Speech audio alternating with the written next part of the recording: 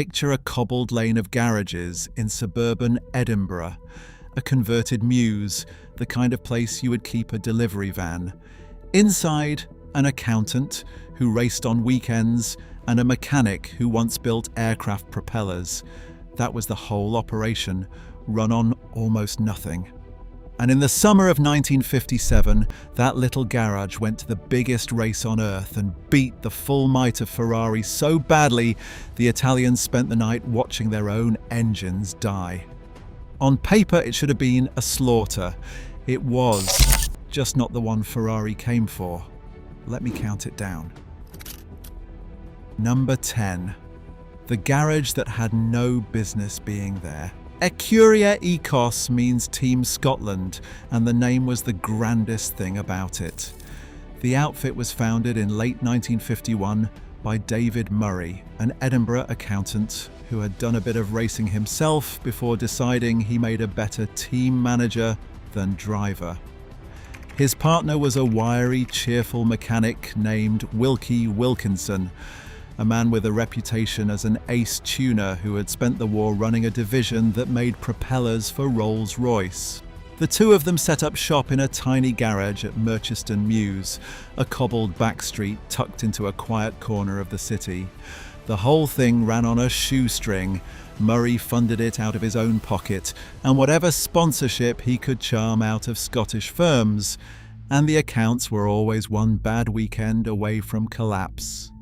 Their cars wore a deep, unmistakable shade of dark blue, the national racing colour of Scotland, with the Saltire cross painted on the front wings so nobody could miss where they came from. Their ambition was simple and faintly mad. A national team from one small country flying its own flag against the full works squads of Italy, Germany and Britain. For the first few seasons, they mostly got their hearts broken, scraping around the back of grids and going home with engine failures. They even had a crack at Formula One, turning up at the British Grand Prix with hired single-seaters. And among the young Scots who drove for them was Jimmy Stewart, the elder brother of a boy named Jackie, who would one day become a triple world champion. The Grand Prix dream went nowhere. Sports cars were where this team truly belonged. They needed a weapon. And when Jaguar handed them one, everything changed. Number 9. The Jaguar that was really an aeroplane. The D-Type did not look like other racing cars of the 50s, and that was entirely the point. Jaguar handed the shape of it to a man named Malcolm Sayer, who had come from the Bristol Aeroplane Company and who designed cars the way an aircraft engineer designs a wing. Every curve was worked out with mathematics rather than guesswork, drawn to slice through the air with as little drag as possible. At the heart of the car sat an aluminium monocoque, a stressed central tub borrowed straight from aviation thinking, with a tubular frame bolted to the front to carry the engine and suspension. It was lighter and far stiffer than the old-fashioned ladder chassis the rest of the field was still welding together. The engine was Jaguar's trusted XK Straight 6. A twin-cam unit leaned over to one side so the bonnet line could sit lower, fed by a dry sump system that let the whole car hug the ground. For the long Mulsanne straight, Jaguar later added a long nose to cut drag even further, and that tall fin behind the driver's head to keep the car arrow straight as the speedometer climbed past 150 miles per hour. It sat on light alloy wheels rather than dated wire spokes, better able to cope with the forces of a faster car.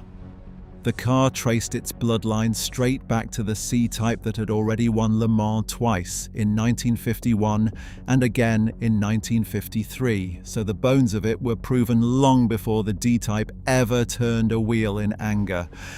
Down the Mulsanne straight, it could nudge 170 miles per hour, a frightening pace for the era.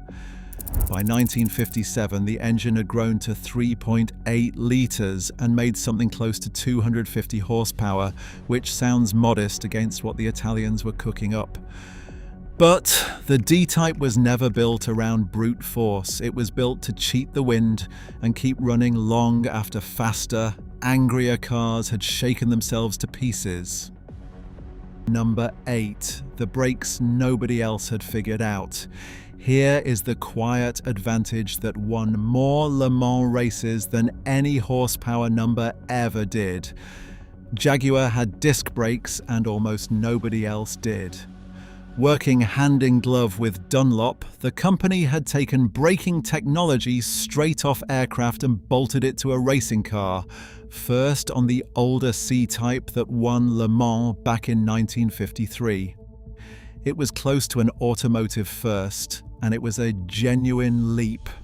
While the Ferraris and Maseratis were still hauling themselves down from top speed on drum brakes that faded and cooked after a handful of hard laps, the Jaguar drivers could brake later, brake harder, and do it again and again for 24 straight hours without the pedal ever going soft underfoot.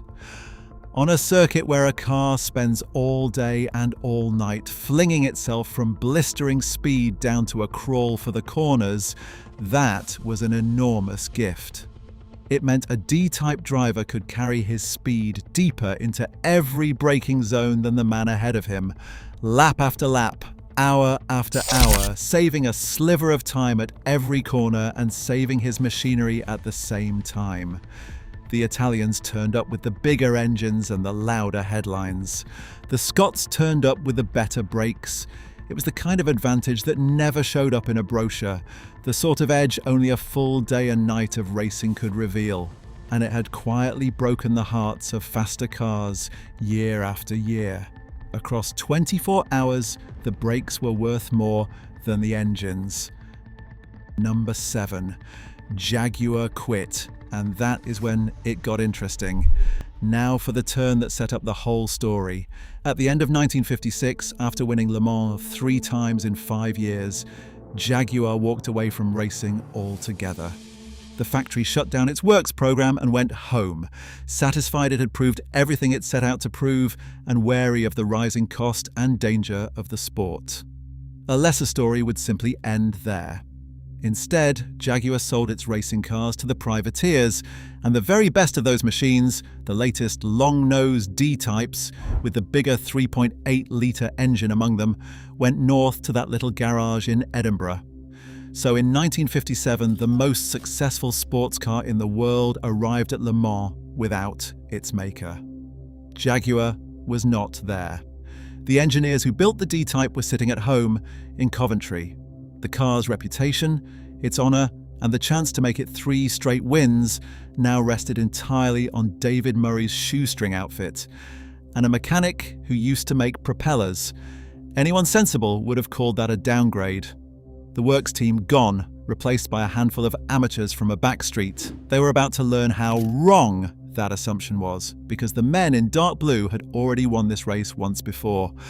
The previous year, in 1956, this very team had taken a D-Type to outright victory at Le Mans, beating a works Aston Martin driven by the great Stirling Moss and Peter Collins by a single hard-fought lap, while Jaguar's own factory cars wilted around them. They had done it once already. They knew exactly how to do it again. Number 6. Ferrari arrived to bury everyone. If the Scots came to Le Mans hoping, Ferrari came to win and brought an army to make sure of it. Maranello rolled in with what it intended to be an overwhelming force, somewhere around 10 cars across its works and customer entries. At the sharp end sat 2 of its mighty new machines, the Type 335S, carrying enormous 4-litre V12 engines said to make close to 390 horsepower. These were the fastest sports cars on the planet, and behind their wheels Ferrari put its Grand Prix aces, Mike Hawthorn paired with Luigi Musso, and Peter Collins paired with a young Phil Hill. There was a dark cloud hanging over the team as well. Earlier that same year, Ferrari had buried 2 of its own drivers, Eugenio Castellotti and Alfonso de Portago, the second of them killed in the horrific Mille Miglia crash that also took 9 spectators and brought that ancient road race to an end forever. This was a team grieving and a team desperate to answer back on the biggest stage it had. And Ferrari was not even the only giant in the field. Maserati had brought its monstrous 4.5-litre 450S for Stirling Moss and Giambera to wrestle. Ferrari had even slipped in a pair of smaller, newer prototypes to begin testing the rules coming the following season, though the headline act was always those two enormous V12 weapons. The team's roster of drivers had been thinned by the deaths that spring, yet what remained was still a murderer's row of Grand Prix talent. So the picture at the start was simple and brutal. On one side, the combined factory power of Italy, fastest cars in the world, driven by champions. On the other, a year-old British car, smaller in the engine, run out of a garage you could rent for the price of a flat. The smart money did not give the blue cars a prayer. Number 5. The first 3 hours were an Italian fireworks show. When the flag dropped, the race looked exactly like the mismatch everyone had predicted. The big red cars and the howling silver Maserati simply drove away from the field. Peter Collins led the very first lap in his Ferrari, hurling that huge V12 down the straights, while the Jaguars settled into a patient rhythm somewhere behind. Giambera got the Maserati singing and banged out a stunning record lap that sent the French crowd into raptures and lit up the public address. Mike Hawthorne, not to be outdone, set the fastest lap of the entire race in his 335S, screaming round the Sarthy at over 126 miles per hour. For those opening 3 hours, it was raw Italian power against patient British engineering, and the power was winning hands down. The leaderboard glowed red and silver. The dark blue Jaguars sat in the lead group, but well off the pace of the leaders, looking for all the world like support runners brought along to fill out the field. Anyone watching the early running would have told you the little Scottish team was already beaten, simply there to make up the numbers while the proper teams fought over the win. The first 3 hours alone were worth the price of a ticket. But the men driving those screaming Italian cars were writing checks their engines could not cash. If you are enjoying this one, do me a quick favor and tap subscribe, because this channel runs entirely on these forgotten British racing stories, and there are plenty more on the way. And leave a comment with the car you want to see next. I go through the comments, and a good number of these videos started life as somebody's suggestion down there. Right, back to it, because this is the exact moment the whole race flips on its head. Number 4. Then the big engines started eating themselves. Speed is wonderful, right up until the second it stops being free. Collins, the very man who had led the opening lap, was the first to pay the bill. After just a single lap out in front, his engine let go in a cloud of its own ambition, and one of Ferrari's two great hopes was wheeled away, stone dead. Then, later that evening, as the light began to fade over the Mulsanne, Hawthorne's car suffered almost the identical fate, its engine tearing itself apart out on the long straight. In one cruel evening, both of the mighty works Ferraris were gone, undone not by any rival, but by their own ferocious power. The one remaining hope from Maranello, the smaller 315S, was already nursing braking trouble of its own and could do little more than try to survive to the end. The Maseratis fared no better, dropping out of the fight one after another as the night wore on. By the small hours, that great red and silver armada which had thundered away at the start had simply evaporated, car by car, into the dark. What began as a procession of Italian muscle turned hour by patient hour into a graveyard. And while all of that drama played out at the front, the dark blue Jaguars had not put a single wheel wrong. They had let the fast men sprint themselves into the scenery, exactly as a great endurance car is built to do. The hare had run itself to death somewhere out on the Mulsanne. The tortoises were still circulating, calm as you like, and now they were moving to the front. Number 3. The Scots simply refused to brake. This is the part that separates a fluke from a masterclass. Winning Le Mans has never been about being the fastest car out there. It is about still running at 4 o'clock the following afternoon, and Ecurie Ecosse understood that truth better than anyone else in the paddock. Wilkie Wilkinson prepared those cars to a standard that shamed full factory teams, and the drivers ran to a precise schedule, never overdriving, never asking the machinery for a scrap more than it wanted to give. Through the long, cold hours of darkness, the dark blue Jaguars just kept circulating, lap after metronomic lap, the disc brakes hauling them down cleanly for the corners, while the pit work stayed crisp and unhurried. By around 9 in the evening, the order at the front already told the story plainly. The Ecurie Ecosse car, driven by Bueb, led the race outright. A works Aston Martin clung to second for a while, and behind them came more Jaguars, methodical and patient, picking off the wreckage of the Italian challenge one place at a time. Not one of the leading D-types fell out. Even the most frightening Jaguar moment of the night somehow ended in glory rather than disaster. A privately entered D-Type shared by Duncan Hamilton and the American Maston Gregory caught fire when its engine timing slipped, flames licking up through a hole that had burned in the floor of the cockpit. The crew did not panic.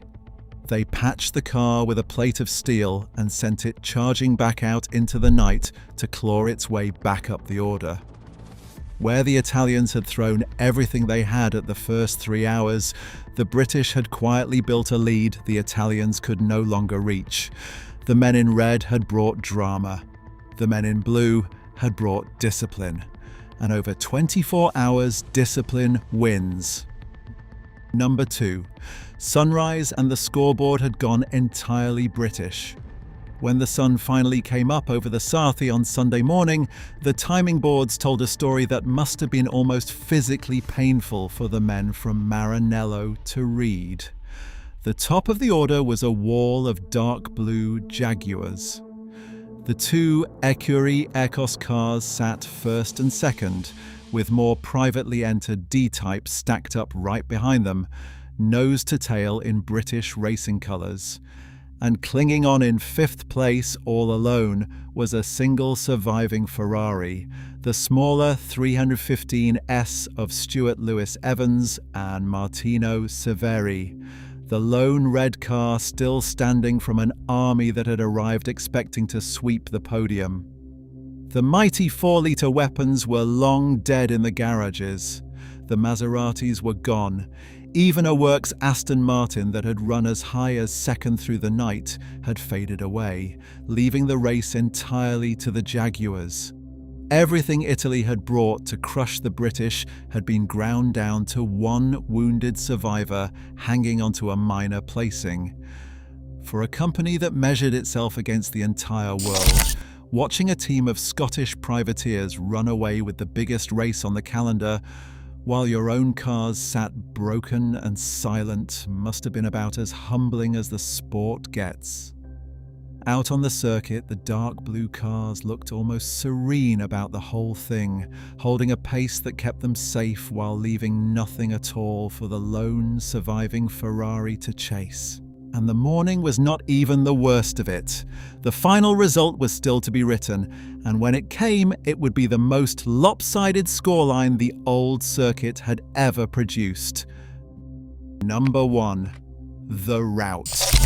When the flag finally fell on Sunday afternoon, the scale of what the little Edinburgh team had done was almost hard to believe. Ron Flockhart and Ivor Bueb won the 24 Hours of Le Mans outright in their dark blue Ecurie Ecosse D-Type, a full 8 clear laps ahead of the field.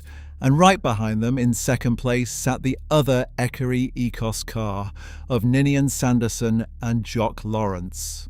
A privateer 1-2 finish at the greatest endurance race in the world, scored by a team run out of a backstreet garage in suburban Edinburgh.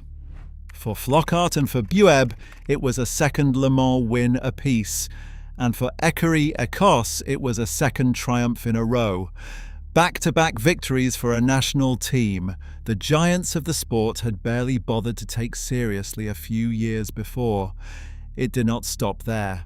D-Types filled out third and fourth places as well, and that patched-up, fire-scarred Hamilton car dragged itself across the line in sixth, which meant Jaguars took 5 of the top 6 positions, with not a single one of the leading cars retiring all day or all night. The lone Ferrari in 5th was the only thing standing between the British and a clean sweep of everything that mattered. The winning car had covered a record distance of more than 2,700 miles, a mark so far beyond anything seen before that it would stand untouched for the next 4 years. Sit with what that scoreboard actually meant. Ferrari and Maserati had arrived with the fastest, most expensive sports cars on the planet, driven by Grand Prix champions, backed by the full weight of their factories and their fortunes. And they were beaten comprehensively and in front of the whole world by a year-old British car run by a Scottish accountant, a propeller mechanic, and a small group of drivers in a livery the colour of a Highland sky. There was a bittersweet ending waiting just around the corner. The very next year, the rule makers slashed the engine size allowed at Le Mans, partly in reaction to the tragedies of 1957, and the golden run of the D-Type quietly came to a close. Ecurie Ecosse would never again scale a height quite like this one, and in time the little team faded back into history. But nobody could ever take 1957 away from them. A tiny garage in Edinburgh had crossed the Channel, looked the giants of Italy dead in the eye, and humiliated them at their own game on their biggest day. It stands even now as one of the greatest underdog victories motorsport has ever seen. If stories like this are the reason you are here, subscribe and stick around, because I have a stack more of them coming. We will see you in the next one.